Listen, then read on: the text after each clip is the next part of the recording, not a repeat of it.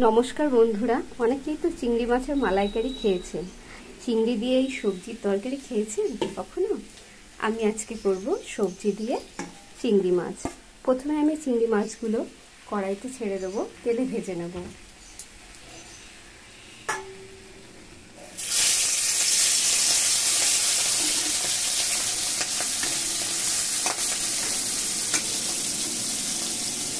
মাছগুলোকে একবার উল্টে নেব।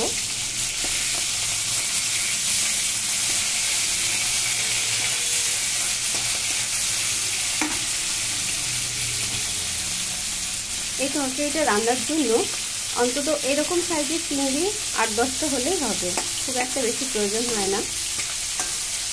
এই গরমের জন্য এই রান্নাটাতে ভীষণ উপকারী।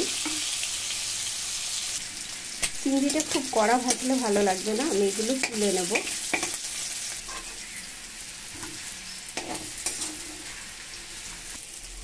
সবকটা চিংড়ি আমার ভাজা হয়ে গেল।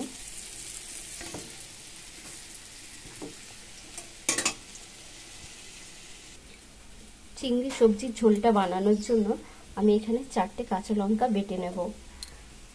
চিংড়ি মাছ ভাজা কড়াইয়ের তেলটাতে আরেকটু তেল দিয়ে দেবো, অল্প।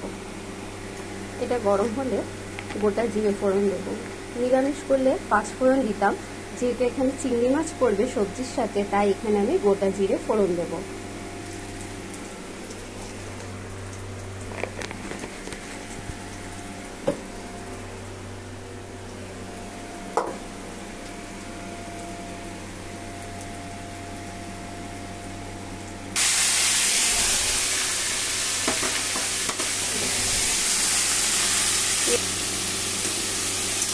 সবজিটা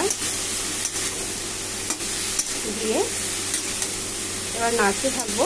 একটু ভাজা ভাজা করবো, একটু বেশি নয়।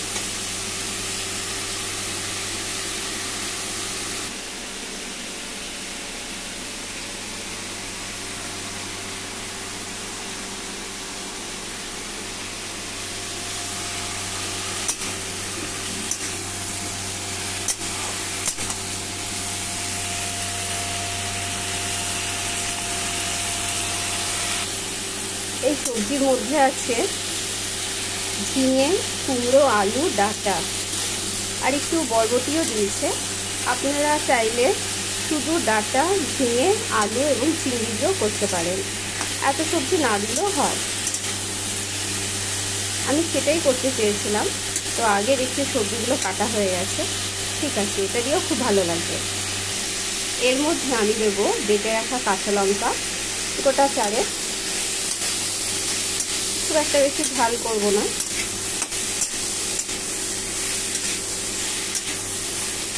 এর মধ্যে আর দেবো হলুদ। আমি কিন্তু রান্নায় খুব বেশি একটা মশলা দিই না, এখানে আর কোনো মশলা দেবো না, জিরের গুঁড়ো টুড়ো দেবো না।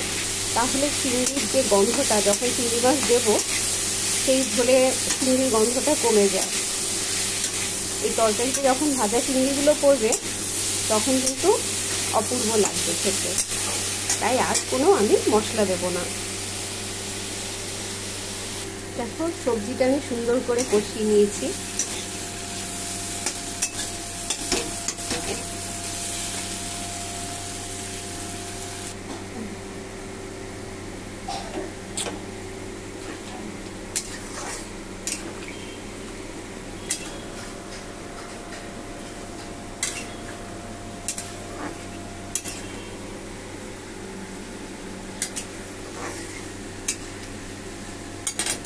আমি আর একটু জল দেবো,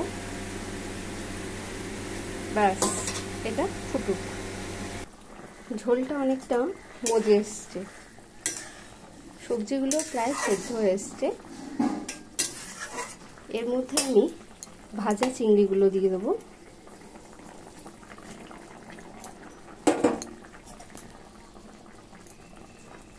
এগুলো ঝোলে নরম হবে, আর কিন্তু ঝোলের গন্ধটা অন্যরকম হবে।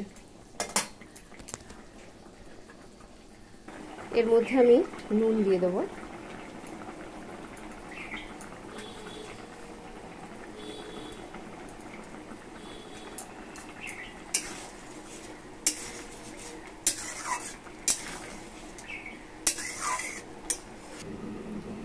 এদিকে দেখো ভাতও প্রায় হয়ে এসছে।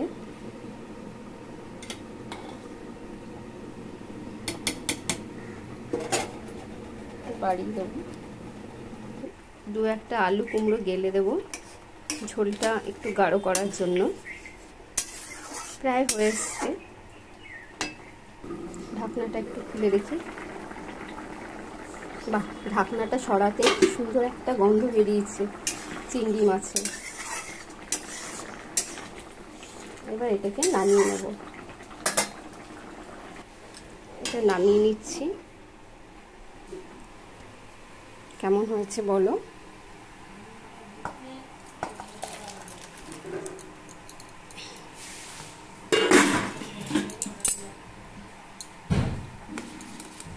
দেখো তো, বলো তো চিংড়ি ঝিঙে ডাঁটা আলুর ঝোলটা কেমন হলো?